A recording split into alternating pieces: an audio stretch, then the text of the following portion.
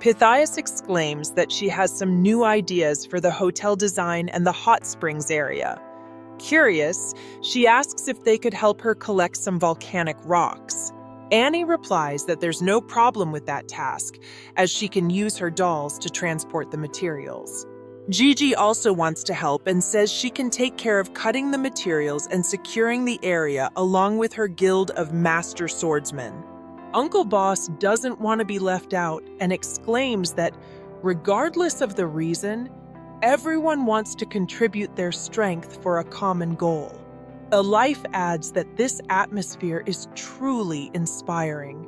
Even Hyman Diriguer appears cheerful and comments that the last time he saw such unity was 500 years ago, when they shared the vision of the hero and the demon queen. Then everyone joins fists and with a cheer declares that they are now truly united. Meanwhile, 1,000 meters underground, wise Manhwa rested in silence.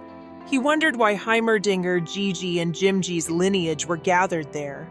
He mentally questions whether they might have discovered his location, but considers it impossible, as the barrier created with his master's magic cannot be detected.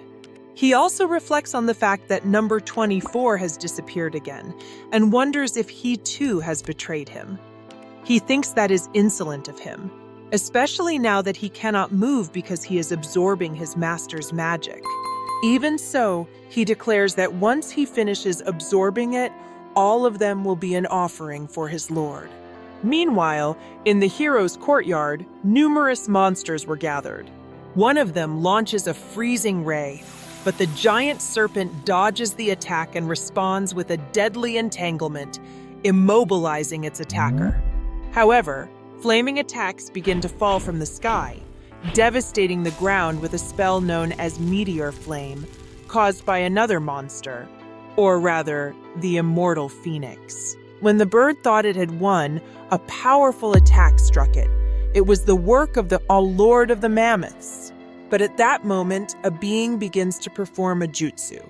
The Toad Lord launches his tongue, catching the mammoth and slamming it against the ground, shattering the terrain with its fall. As he retracts his tongue, the toad asks him to get up and continue the fight. However, before they can continue, someone cleans their hands and declares that the attacks weren't bad at all. The toad, curious to know who said that, turns and sees Wankai. The little dog comments that it seems the old croaker has followed his idea of being the master of the chickens in the coop quite well. The old toad replies that without the pressure of survival, magical beasts have become lazy, have grown fat, and their flesh is no longer firm. However, since his last report, he ordered them to intensify training to stay in the best shape possible. Then Wankai informs him that the time has come to pay the protection fee once again. The toad chuckles slightly and comments that more than a protection fee, it could be called a sincere offering to the creator. It is then explained that in the vast meadow of magical beasts, those who are lucky enough to be seen by the creator are called the chosen children. Before the creator, these small beings, by becoming flesh and blood, serve as divine nourishment. But death is not the end. Through decomposition, recomposition, and the exploration of the laws of the universe, evolution represents true eternity. Because when a living being is devoured by the creator and goes through the transformation process, a new being is born from its evolution. Many thanks to the channel members, Raphaeltron and Sweet Tea, for their valuable support to this project.